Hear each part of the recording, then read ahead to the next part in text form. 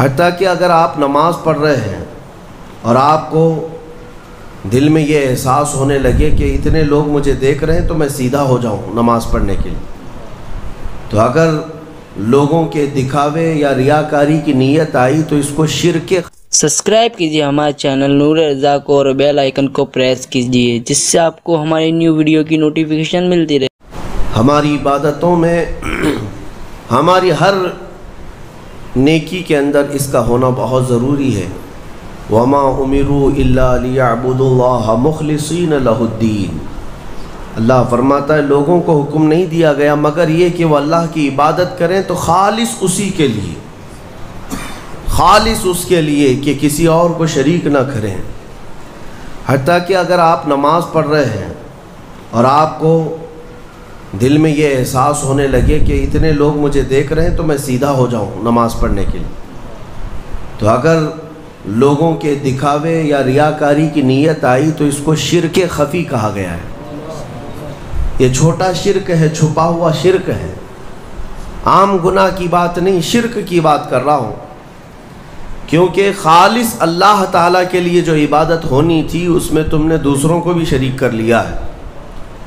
دوسروں کی رضا، دوسروں کے خیال، دوسروں کی مرضی، یہ ایک ایسا مرض ہے جس نے ہمیں پکڑ رکھا ہے۔ آج لوگ کیا بولیں گے، لوگ کیا کہیں گے، اسی مرض میں پوری زندگی گزر جاتی ہے۔ ڈھنگ کے طریقے اپنا نہیں پاتا ہمارا نوجوان صرف اسی بات پر کہ لوگ کیا بولیں گے۔ ٹوپی پہننے میں شرم آتی ہے کہ لوگ کیا بولیں گے، داڑھی رکھنے میں شرم آتی ہے لوگ کیا بولیں گے۔ لوگ کچھ نہیں بولیں گے، جب تم مرو گے تو صرف انا للہ بولیں گے اور کچھ نہیں، انا للہ و انا الیہ راجعون، اس کے علاوہ کیا کہیں گے آپ کے مرنے کے وقت۔ میرے عزیزو، لوگوں کے احوال اور ان کے کوائف الگ الگ ہیں، تم اگر لوگوں کے لیے جیتے رہو گے تو کبھی قرار و سکون نہیں آ سکتا۔ اسی لیے صحابہ اکرام رضوان اللہ تعالیٰ علیہم اجمعین علل اعلان یہ کہتے تھے۔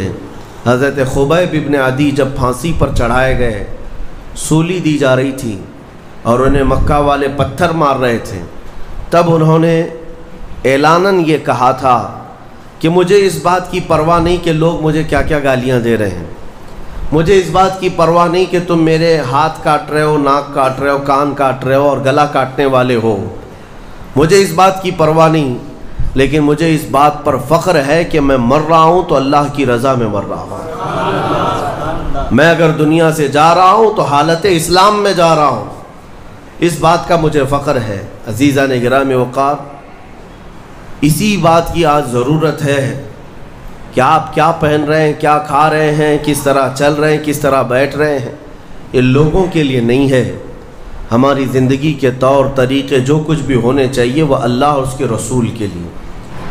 یہاں تک کہ امام غزالی رحمۃ اللہ تعالیٰ علیہ نے ایک واقعہ ایسا بھی لکھا ہے، وہ پڑھنے کے بعد مجھے بڑی حیرت ہوتی ہے۔ ایک بزرگ تھے، 30 سال تک انہوں نے پہلی صف میں کھڑے ہو کر نماز ادا کی، 30 سال تک ایک بھی نماز ان کی تکبیر اولا بھی نہیں چھوٹی امام کے پیچھے۔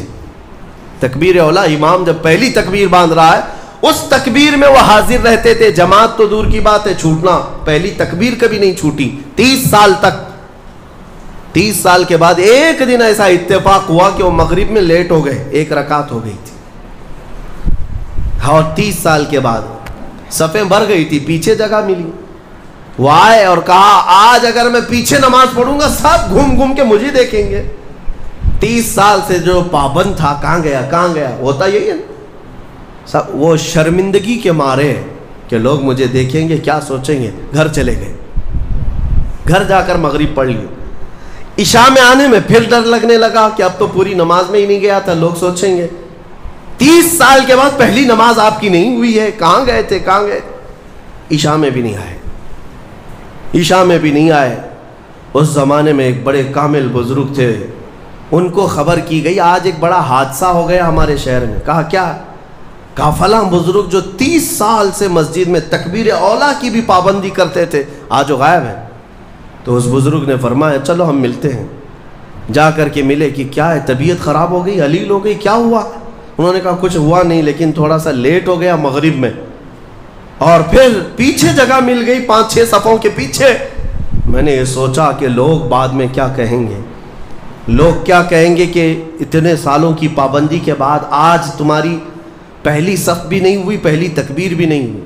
اس بزرگ نے کہا کس سے؟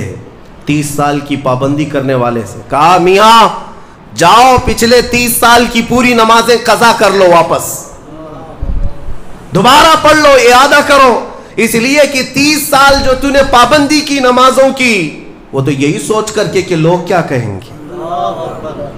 آج تیرے دل میں یہ جو خیال آیا کہ لوگ کیا کہیں گے مغرب کے پیچھے ہو جانے سے، اس کا مطلب ہے کہ 30 سالوں تک جو تو نے پابندی کی یہ لوگوں کے لیے کیا، اللہ کے لیے نہیں۔ جاؤ واپس لوٹاؤ 30 سال کی نماز سے۔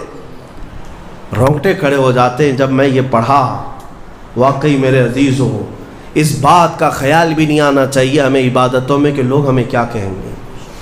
اللہ رب العزت کا ذکر ایسے کرو کہ مدہوش ہو جاؤ، صرف میرا مولا مجھے دیکھ رہا ہے، دنیا کیا کہہ رہی، اس سے ہمیں کیا غرض ہے۔ آج یہی بیماری نے بہت ساری عبادتوں میں ہمارے خلل ڈال رکھا ہے، خلل ڈال رکھا ہے۔ تمہارے سنتوں سے دور ہونے کا ایک بڑا سبب بھی یہی ہے کہ لوگ کیا کہیں گے۔ یہ کبھی نہیں سوچتے کہ قبر میں جاؤں گا تو مصطفیٰ کیا کہیں گے، میرے آقا صلی اللہ تعالیٰ علیہ وسلم دیکھیں گے تو کیا کہیں گے۔ یہ کیوں خیال نہیں آتا؟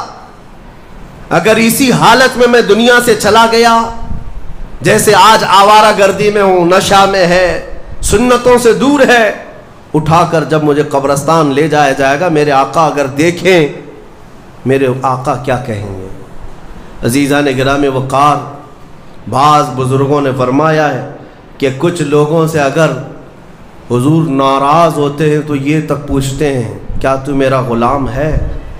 اگر وہ کہتا ہے یا رسول اللہ آپ کے سوا کس کا غلام ہوں، تو پوچھا جائے گا کہ تیرے پاس علامت کیا ہے غلامی کی، دلیل کیا ہے۔ اس کو بھی شیخ عبدالحق محدث دہلوی رحمۃ اللہ علیہ نے ایک واقعے سے نقل کیا ہے۔ اس لیے میرے عزیزو، اعلیٰ حضرت نے جو فرمایا آج لے ان کی پناہ، آج مدد مانگ ان سے، کل نہ مانیں گے قیامت میں اگر مان گیا۔ اپنی عبادتوں میں اخلاص عطا کرو۔ آج کے زمانے میں سب سے زیادہ ضروری بھی یہ چیز ہے کہ میں یہ نہیں چاہتا کہ یہاں پر سارے لاکھوں مسلمانوں کو سڑک پر اتاروں، نہیں، اگر اخلاص والا ایک بندہ ہو تو پوری زمین کو زیر و زبر کر ڈالے گا۔ انقلاب ایک سے آتا ہے، ایک بھی کافی ہے اگر اخلاص والا ہو، ورنہ پھر کثرت سے کچھ ہونا نہیں ہے۔ آج جس طرح کی آزمائشوں کے تم شکار ہو، ان میں بھی ضرورت اسی بات کی ہے کہ تمہارے اندر اخلاص آ جائے، تمہیں کوئی ڈرا کر کے عبادت نہ کرائے۔